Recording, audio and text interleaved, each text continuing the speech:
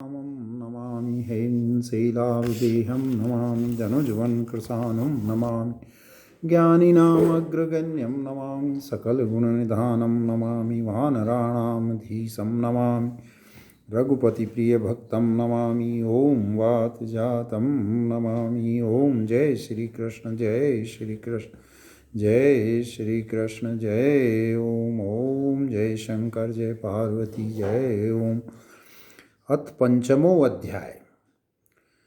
कर्मण्य कर्म यह पश्येत, इस पद से लेकर सयुक्त कृत्स्न कर्म कृत ज्ञानाग्नि दग्ध कर्माणाम शारीरम केवलम कर्म कुर्वन् यच्छा लाभ संतुष्टे ब्रह्मार्पणम ब्रह्महवि कर्म जामविधि तांसर्वान् सर्वे कर्माखिलम पार्थ ज्ञानाग्नि सर्वकर्माणि योग संन्यस्त कर्माणाम।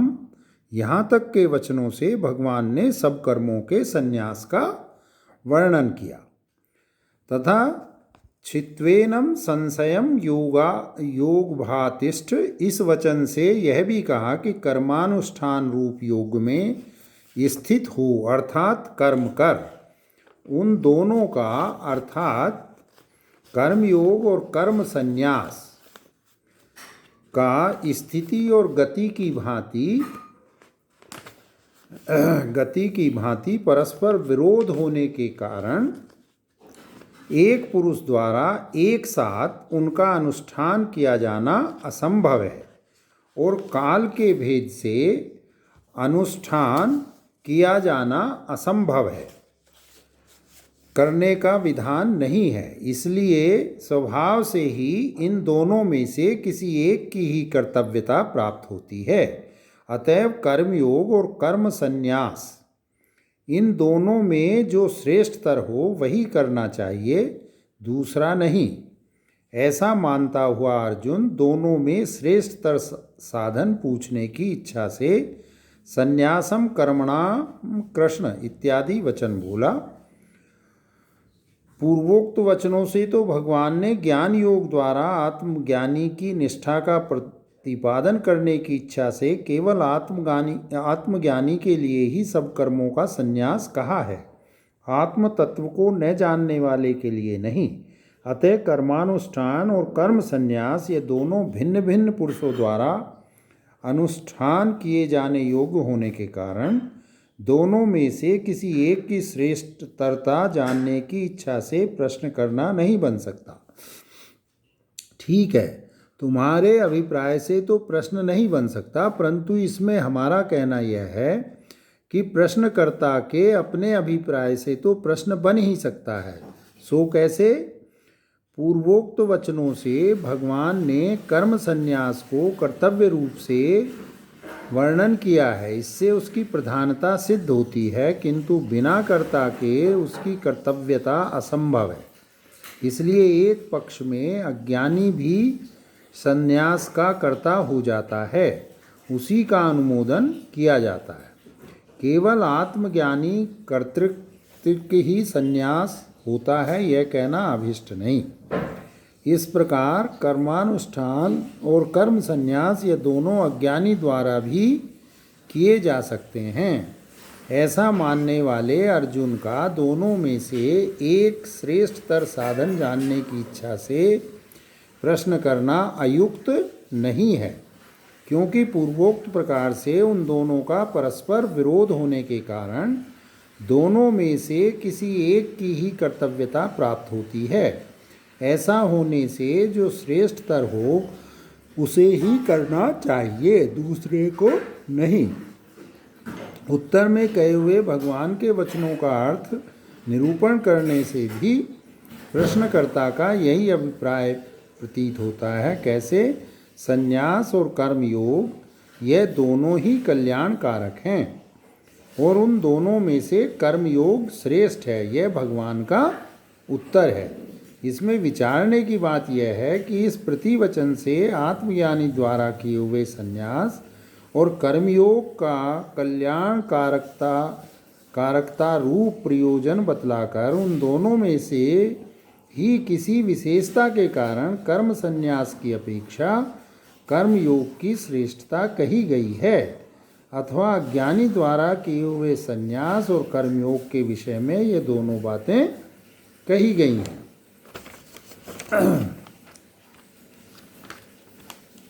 इससे क्या मतलब, चाहे आत्मवेत्ता द्वारा किए हुए संन्यास और कर्मयोग की कल्याणकारकता और उन दोनों में संन्यास की अपेक्षा कर्मयोग की श्रेष्ठता गई हो अथवा चाहे अज्ञानी द्वारा किए हुए संन्यास और कर्मयोग के विषय में ही दोनों की बातें कही हो। इसका उत्तर है कि आत्मज्ञानी कर्तृत्व कर्म संन्यास और कर्मयोग का होना असंभव है। इस कारण उन दोनों को कल्याणकारक कहना और उसके किए हुए कर्म संन्यास की अपेक्षा कर्मयोग को श्रेष्ठ बतलाना, ये दोनों बातें ही नहीं बन सकती।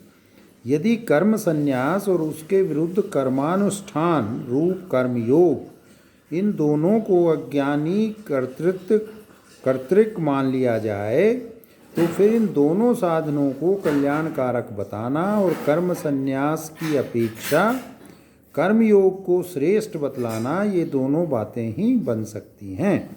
परंतु आत्मज्ञानी के द्वारा कर्म संन्यास और कर्मयोग का होना असंभव है।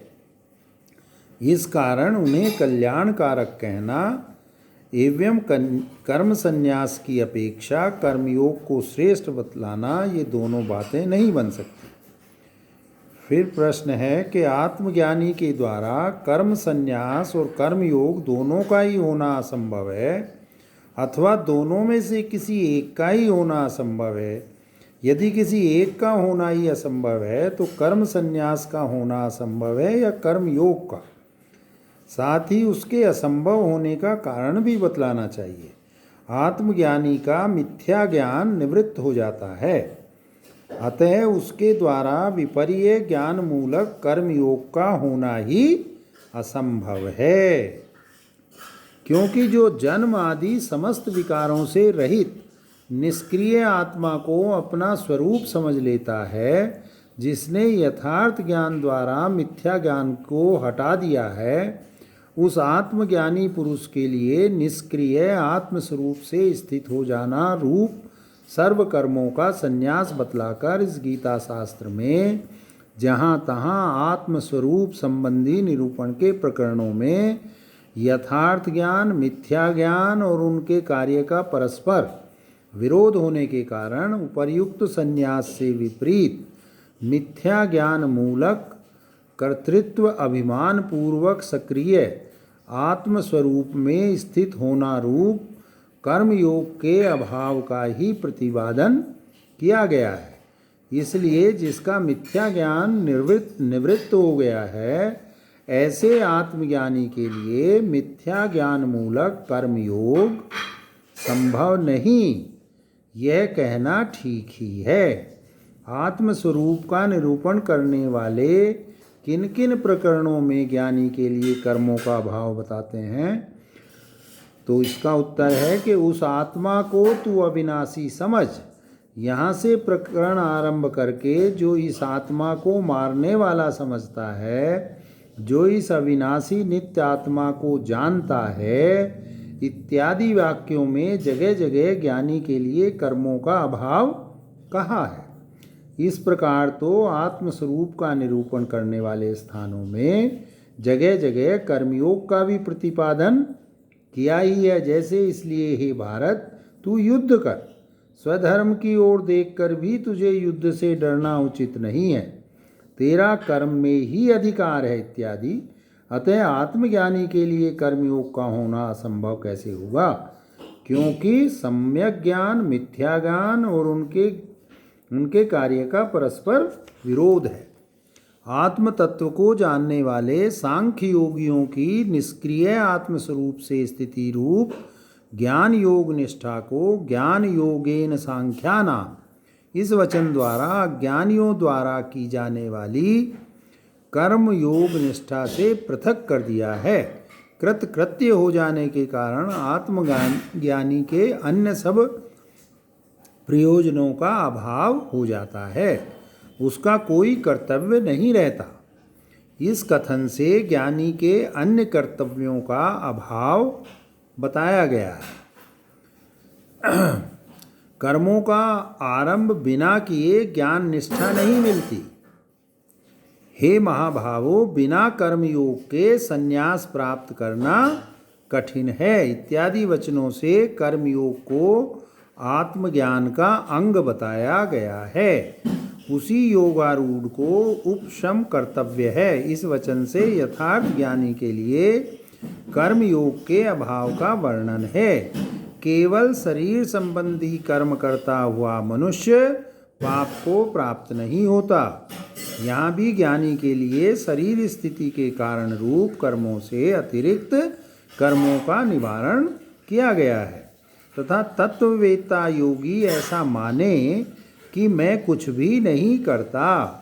इस कथन से केवल शरीर यात्रा के लिए किए जाने वाले दर्शन, श्रवण आदि कर्मों में भी यथार्थदर्शी के लिए मैं करता हूँ इस प्रत्यय को समाहित चित्त द्वारा हटाने का उपदेश है। इन सब कारणों से आत्मवेत्ता पुरुष के लिए यथार्थ दर्शन से विरुद्ध तथा मिथ्या ज्ञान से होने वाला कर्मयोग स्वप्न में भी संभव नहीं माना जा सकता। इसलिए यहाँ अज्ञानी के संन्यास और कर्मयोग को ही कल्याणकारक बताया है और उस अज्ञानी के संन्यास की अपेक्षा ही कर्मयोग की श्रेष्ठता का विधान है। अर्थात जो पहले कहे हुए आत्मज्ञानी के संन्यास से विलक्षण है तथा जो कर्तापन के ज्ञान से युक्त होने के कारण एक देशीय कर्म संन्यास है और यम नियम आदि साधनों से युक्त होने के कारण अनुष्ठान करने में कठिन है, ऐसे संन्यास की अपेक्षा कर्मयोग सुकर है, अतः उसकी श्रेष्ठता का विधान है। इस प्रकार भगवान द्वारा दिए हुए उत्तर के अर्थ का निरूपण करने से भी प्रश्नकर्ता का अभिप्राय पहले बतलाया हुआ ही निश्चित होता है। यह सिद्ध हुआ।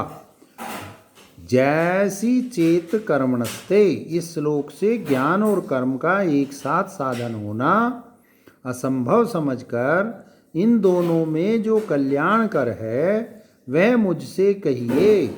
इस प्रकार अर्जुन द्वारा पूछे जाने पर भगवान ने यह निर्णय किया कि सांख्य योगियों की अर्थात सन्यासियों की निष्ठा ज्ञान योग से और योगियों की निष्ठा कर्मयोग से कही गई है। केवल संन्यास करने मात्र से ही सिद्धि को प्राप्त नहीं होता। इस वचन से ज्ञान सहित संन्यास को ही सिद्धि का साधन माना है, साथ ही कर्म योग का भी विधान किया है। इसलिए ज्ञान रहित संन्यास कल्याणकर है अथवा कर्मयोग, इन दोनों की विशेषता जानने की इच्छा से अर्जुन बोला। संन्यासम कर्मणाम कृष्ण पुनर्योगम च शंससि यच्छ्रेयेत योरेकम तन्मे ब्रूहि सुनिश्चितम। आप पहले तो शास्त्रोक्त बहुत प्रकार के अनुष्ठान रूप कर्मों का त्याग करने के लिए कहते हैं अर्थात उपदेश करते हैं और फिर उनके अनुष्ठान की आवश्यक कर्तव्यता रूप योग को भी बतलाते हैं। इसलिए मुझे यह शंका होती है कि इनमें से कौन सा श्रेष्ठकर है। कर्मों का अनुष्ठान करना कल्याणकर है अथवा उनका त्याग करना। जो श्रेष्ठतर हो उसी का अनुष्ठान करना चाहिए। इसलिए इन कर्म संन्यास और कर्म योग में जो श्रेष्ठ हो अर्थात जिसका अनुष्ठान करने से आप यह मानते हैं कि मुझे कल्याण की प्राप्ति होगी, उस भली भांति निश्चय किए हुए एक ही अभिप्राय को अलग करके कहिए, क्योंकि एक पुरुष द्वारा एक साथ दोनों का अनुष्ठान होना असंभव है। अर्जुन के प्रश्न का निर्णय करने के लिए भगवान अपना अभिप्राय बतलाते हुए बोले, संन्यासे कर्मयोगश्च निःश्रेयस करा विभौ तयोस्तु कर्म संन्यासात् कर्मयोगो विशिष्यते। संन्यास कर्मों का परित्याग और कर्मयोग उनका अनुष्ठान करना, ये दोनों ही कल्याणकारक हैं, मुक्ति के देने वाले हैं। यद्यपि ज्ञान की उत्पत्ति में हेतु होने से ये दोनों ही कल्याणकारक हैं, तथापि कल्याण के उन दोनों कारणों में ज्ञान रहित केवल संन्यास की अपेक्षा कर्मयोग श्रेष्ठ है। इस प्रकार भगवान कर्मयोग की स्तुति करते हैं। कर्मयोग श्रेष्ठ है कैसे, इस पर कहते हैं ज्ञेय से नित्य सन्यासी यो न द्वेष्टि न कांक्षति निर्द्वंदो ही महाभावो सुखम बंधात प्रमुच्यते। उस कर्मयोगी को सदा सन्यासी ही समझना चाहिए कि जो न तो द्वेष करता है और न किसी वस्तु की आकांक्षा ही करता है, अर्थात जो सुख दुख और उनके साधनों में उक्त प्रकार से राग द्वेष रहित हो गया है, वह कर्म में बरतता हुआ भी सदा सन्यासी ही है, ऐसे समझना चाहिए। क्योंकि हे महाभावो, राग द्वेष आदि द्वंद्वों से रहित हुआ पुरुष सुखपूर्वक अनायास ही बंधन से मुक्त हो जाता है। भिन्न पुरुषों द्वारा अनुष्ठान करने योग्य परस्पर विरुद्ध कर्म संन्यास और कर्म योग के फल में भी विरोध होना चाहिए। दोनों का कल्याण रूप एक ही फल कहना ठीक नहीं। इस शंका के प्राप्त होने पर यह कहा जाता है, सांख्य योगौ पृथक बाला प्रवदन्ति न पंडिताः एकं प्यास्थिते सम्मगुर्भयोर्विन्दते फलम। बाल बुद्धि वाले ही सांख्य और योग इन दोनों के अलग अलग विरुद्ध फलदायक बतलाते हैं, पंडित नहीं। ज्ञानी पंडित जन तो दोनों का अविरुद्ध और एक ही फल मानते हैं, क्योंकि सांख्य और योग इन दोनों में से एक का भी भली भांति अनुष्ठान कर लेने वाला पुरुष दोनों का फल पा लेता है। कारण दोनों का वही एक कल्याण रूप परम पद फल है, इसलिए फल में विरोध नहीं है। फिर प्रश्न आया कि संन्यास और कर्मयोग इन शब्दों से प्रकरण उठाकर फिर यहाँ प्रकरण विरुद्ध सांख्य और योग के फल की एकता कैसे कहते हैं, यह दोष नहीं है। यद्यपि अर्जुन ने केवल संन्यास और कर्मयोग को पूछने के अभिप्राय से ही प्रश्न किया था, परंतु भगवान ने उसके अभिप्राय को न छोड़कर ही अपना विशेष अभिप्राय जोड़ते हुए सांख्य और योग ऐसे इन दूसरे शब्दों से उनका वर्णन करके उत्तर दिया है, क्योंकि वे संन्यास और कर्म योग ही ज्ञान से और उसके उपाय रूप संबुद्धि आदि भावों से युक्त हो जाने पर सांख्य और योग के नाम से कहे जाते हैं। यह भगवान का मत है, अतः यह वर्णन प्रकरण विरुद्ध नहीं है। एक का भी भली प्रकार अनुष्ठान कर लेने से दोनों का फल कैसे पा लेता है, इस पर कहा जाता है, यत सांख्ये प्राप्यते स्थानम तथो गैरपि गम्यते एकम सांख्यम च योगम च यह पश्यति से पश्यति।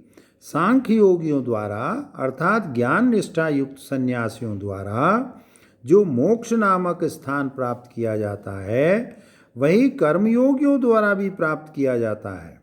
जो पुरुष अपने लिए कर्मों का फल न चाहकर सब कर्म ईश्वर में अर्पण करके और उसे ज्ञान प्राप्ति का उपाय मानकर उनका अनुष्ठान करते हैं, वे योगी हैं। उनको भी परमार्थ ज्ञान रूप संन्यास प्राप्ति के द्वारा वही मोक्ष रूप फल मिलता है, यह अभिप्राय है।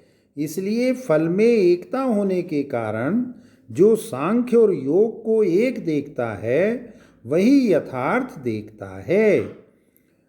फिर प्रश्न आया कि यदि ऐसा है तब तो कर्मयोग से कर्म संन्यास ही श्रेष्ठ है। फिर ये कैसे कहा कि उन दोनों में कर्म संन्यास की अपेक्षा कर्मयोग श्रेष्ठ है? तो इसका उत्तर है कि उसमें जो कारण है सो सुनो। तुमने केवल कर्म संन्यास और केवल कर्म योग के अभिप्राय से पूछा था कि उन दोनों में कौन सा एक कल्याणकारक है। उसी के अनुरूप मैंने यह उत्तर दिया कि ज्ञान रहित कर्म संन्यास की अपेक्षा तो कर्मयोग ही श्रेष्ठ है, क्योंकि ज्ञान सहित संन्यास को तो मैं सांख्य मानता हूँ और वही परमार्थ योग भी है। जो वैदिक निष्काम कर्म योग है वह तो उसी ज्ञान योग का साधन होने के कारण गौण रूप से योग और संन्यास कहा जाने लगा है। वह उसी का साधन कैसे है सो कहते हैं, संन्यास्तु महाभावो दुख मापतु मयोगते योग युक्तो मुनिर्ब्रह्म न चिरेणाधिगच्छति। बिना कर्म योग के पारमार्थिक संन्यास प्राप्त होना कठिन है, दुष्कर है, तथा फल ने चाहकर ईश्वर समर्पण के भाव से किए हुए वैदिक कर्मयोग से युक्त हुआ ईश्वर के स्वरूप का मनन करने वाला मुनि ब्रह्म को अर्थात परमात्म ज्ञान निष्ठा रूप पारमार्थिक संन्यास को शीघ्र ही प्राप्त कर लेता है। इसलिए मैंने कहा कि कर्मयोग श्रेष्ठ है। परमात्म ज्ञान का सूचक होने से प्रकरण में वर्णित संन्यास ही ब्रह्म नाम से कहा गया है, तथा संन्यास ही ब्रह्म है और ब्रह्म ही पर है। इस श्रुति से भी यही बात सिद्ध होती है। जब यह पुरुष सम्यक ज्ञान प्राप्ति के उपाय रूप योग युक्तो विशुद्धात्मा विजितात्मा जितेंद्रिय सर्वभूतात्म भूतात्मा कुरन्वपि न लिप्यते, योग से युक्त विशुद्ध अंतःकरण वाला विजितात्मा शरीर विजयी जितेंद्रिय और सब भूतों में अपने आत्मा को देखने वाला अर्थात जिसका अंतरात्मा ब्रह्मा से लेकर स्तंभ पर्यंत संपूर्ण भूतों का आत्मरूप हो गया हो, ऐसा यथार्थ ज्ञानी हो जाता है। तब इस प्रकार स्थित हुआ वह पुरुष लोक संग्रह के लिए कर्म करता हुआ भी उनसे लिप्त नहीं होता, अर्थात कर्मों से नहीं बनता। वास्तव में वह कुछ करता भी नहीं है, इसीलिए नैव किंचित करोमिति युक्तो मन्यते तत्ववित्। आत्मा के यथार्थ स्वरूप का नाम तत्व है। उसको जानने वाला तत्वज्ञानी परमार्थदर्शी समाहित होकर ऐसे माने कि मैं कुछ भी नहीं करता। तत्व को समझकर कब और किस प्रकार ऐसे माने सो कहते हैं, पश्चरण वंश स्पृश झिंगन स्वगच्छ स्वपंच स्वसन प्रलपन सृजन ग्रह नुन्मिषी निपि मिस अन्नपि इंद्रियाणि इंद्रियार्थेषु वर्तन्त इति धारयन्। देखता सुनता छूता सूंघता खाता चलता सोता श्वास लेता बोलता त्याग करता ग्रहण करता तथा आँखों को खोलता और मूंदता हुआ भी इंद्रियां इंद्रियों के विषय में बरत रही हैं, ऐसे समझकर ऐसे माने कि मैं कुछ भी नहीं करता। इस प्रकार इसका पहले के आधे श्लोक से संबंध है। जो इस प्रकार तत्वज्ञानी है अर्थात सब इंद्रियां और अंतःकरणों की चेष्टा रूप कर्मों में अकर्म देखने वाला है, वह अपने में कर्मों का अभाव देखता है। इसलिए उस यथार्थ ज्ञानी का सर्व कर्म संन्यास में ही अधिकार है। क्योंकि मृग तृष्णिका में जल समझकर उसको पीने के लिए प्रवृत्त हुआ मनुष्य उसमें जल के अभाव का ज्ञान हो जाने पर फिर भी वहीं जल पीने के लिए प्रवृत्त नहीं होता। परंतु जो तत्वज्ञानी नहीं है और कर्मयोग में लगा हुआ है, यानी ब्रह्मन्नाधाय कर्माणि संगम त्यक्ता करोति यह लिप्यते न स पापेन पद्म पत्र मिवाम्भसा। जो स्वामी के लिए कर्म करने वाले नौकर की भांति मैं ईश्वर के लिए करता हूँ, इस भाव से सब कर्मों को ईश्वर में अर्पण करके यहाँ तक कि मोक्ष रूप फल की भी आसक्ति छोड़कर कर्म करता है, वह जैसे कमल का पत्ता जल में रहकर भी उससे लिप्त नहीं होता, वैसे ही पापों से लिप्त नहीं होता। उसके कर्मों का फल तो केवल अंतःकरण की शुद्धि मात्र ही होता है, क्योंकि कायेन मनसा बुद्धया कैवलेरिंद्रियैरपि योगिने कर्म कुर्वन्ति संगम त्यक्तात्म शुद्धये। योगी लोग केवल यानी मैं सब कर्म ईश्वर के लिए ही करता हूँ, अपने फल के लिए नहीं, इस भाव से जिनमें ममत्व बुद्धि नहीं रही, ऐसे शरीर मन बुद्धि और इंद्रियों से फल विषयक आसक्ति को छोड़कर आत्मशुद्धि के लिए अर्थात अंतःकरण की शुद्धि के लिए कर्म करते हैं। सभी क्रियाओं में ममता का निषेध करने के लिए केवल शब्द का काया आदि सभी शब्दों के साथ संबंध है। तेरा भी उसी में अधिकार है, इसलिए तू भी कर्म ही कर, क्योंकि युक्त कर्म फलम त्यक्ता शांति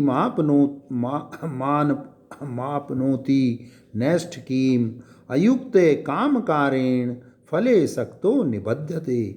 सब कर्म ईश्वर के लिए ही हैं, मेरे फल के लिए नहीं। इस प्रकार निश्चय वाला योगी कर्म फल का त्याग करके ज्ञान निष्ठा में होने वाली मोक्ष रूप परम शांति को प्राप्त हो जाता है। यहाँ पहले अंतःकरण की शुद्धि, फिर ज्ञान प्राप्ति, फिर सर्व कर्म संन्यास रूप ज्ञान निष्ठा की प्राप्ति, इस प्रकार क्रम से परम शांति को प्राप्त होता है। इतना वाक्य अधिक समझ लेना चाहिए। जय श्री कृष्ण, जय श्री कृष्ण। परंतु जो अयुक्त है अर्थात उपर्युक्त निश्चय वाला नहीं है, वह काम की प्रेरणा से अपने फल के लिए यह कर्म मैं करता हूँ, इस प्रकार फल में आसक्त होकर बनता है। इसलिए तू युक्त हो अर्थात उपर्युक्त निश्चय वाला हो। यह अभिप्राय है। करण का नाम कार है, काम के करण का नाम कामकार है। उसमें तृतीया विभक्ति जोड़ने से काम के कारण से अर्थात काम की प्रेरणा से यह अर्थ हुआ। परंतु जो यथार्थ ज्ञानी है वह सर्वकर्माणि मनसा संन्यासास्ते सुखम वसी नवद्वारे पुरे देहि नैव कुर्वन्य कार्यन। वसी जितेंद्रिय पुरुष समस्त कर्मों को मन से छोड़कर अर्थात नित्य नैमित्तिक काम्य और निषिद्ध इन सब कर्मों को कर्मादि में अकर्म दर्शन रूप विवेक बुद्धि के द्वारा त्याग कर सुखपूर्वक स्थित हो जाता है। मन वाणी और शरीर की चेष्टा को छोड़कर परिश्रम रहित प्रसन्न चित्त और आत्मा से अतिरिक्त अन्य सब बाह्य प्रयोजनों से निवृत्त हुआ वह सुखपूर्वक स्थित होता है। ऐसे कहा जाता है। वसी जितेंद्रिय पुरुष कहाँ और कैसे रहता है सो कहते हैं 9 द्वार वाले पुर में रहता है। अभिप्राय यह है कि 2 कान 2 नेत्र 2 नासिका और 1 मुख, ये 9 द्वार हैं। शब्दादि विषयों को उपलब्ध करने के ये 7 द्वार शरीर के ऊपरी भाग में हैं और मलमूत्र का त्याग करने के लिए 2 नीचे के अंग में हैं। इन 9 द्वारों वाले शरीर पर शरीर पुर कहलाता है। शरीर भी एक पुर की भांति पुर है जिसका स्वामी आत्मा है। उस आत्मा के लिए ही जिनके सब प्रयोजन हैं एवं जो अनेक फल और विज्ञान के उत्पादक हैं, उन इंद्रिय मन बुद्धि और विषय रूप पुरवासियों से जो युक्त है, उस 9 द्वार वाले पुर में देही सब कर्मों को छोड़कर रहता है। 2 कान, 2 नेत्र, 2 नासिका और 1 मुख, तो 9 द्वार ये हुए। शब्दादि विषयों को उपलब्ध करने के ये 7 द्वार, तो 2 2 4 2 6 और 1 7 हुए ना ये। और 2 मलमूत्र त्याग करने के 2 द्वार नीचे हुए। इन 9 द्वारों वाला शरीर पुर कहलाया और इस पुर का स्वामी है आत्मा। उस 9 द्वार वाले पुर में देही सब कर्मों को छोड़कर रहता है। ऐसे जीवन जीने वाला है वास्तव में जो जितेंद्रिय पुरुष जिसे कहना चाहिए। इस विशेषण से क्या सिद्ध हुआ? सन्यासी हो चाहे असन्यासी, सभी जीव शरीर में ही रहते हैं। इस स्थल में विशेषण देना व्यर्थ है। जो अज्ञानी जीव शरीर और इंद्रियों के संघात मात्र को आत्मा मानने वाले हैं, वे सब घर में भूमि पर या आसन पर बैठता हूँ ऐसे ही माना करते हैं। क्योंकि देह मात्र में आत्मबुद्धि युक्त अज्ञानियों को घर की भांति शरीर में रहता हूँ यह ज्ञान होना संभव नहीं है, परंतु देहादि संघात से आत्मा भिन्न है।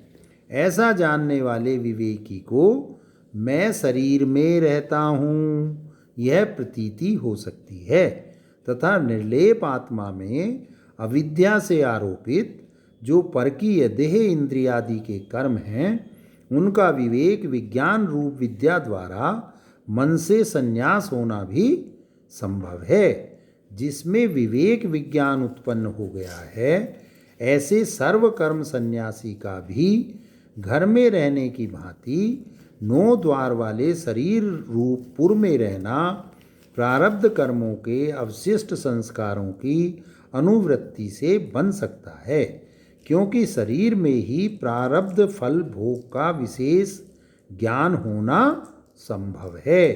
अतः ज्ञानी और अज्ञानी की प्रतीति के भेद की अपेक्षा से देह एव आस्ते इस विशेषण का फल अवश्य ही है। यद्यपि कार्य, करण और कर्म जो अविद्या से आत्मा में आरोपित हैं, उन्हें छोड़कर रहता है ऐसा कहा है, तथापि आत्मा से नित्य संबंध रखने वाले कर्तापन और कराने की प्रेरकता, ये दोनों भाव तो उस आत्मा में रहेंगे ही। कर्तापन और कराने की प्रेरकता इस शंका पर कहते हैं स्वयं न करता हुआ और शरीरीय इंद्रियादि से न करवाता हुआ, अर्थात उनको कर्मों में प्रवृत्त न करता हुआ रहता है। फिर प्रश्न आया कि जैसे गमन करने वाले की गति गमन रूप व्यापार का त्याग करने से नहीं रहती, वैसे ही आत्मा में जो कर्तृत्व और कार्यतृत्व हैं, वह क्या आत्मा के नित्य संबंधी होते हुए ही संन्यास से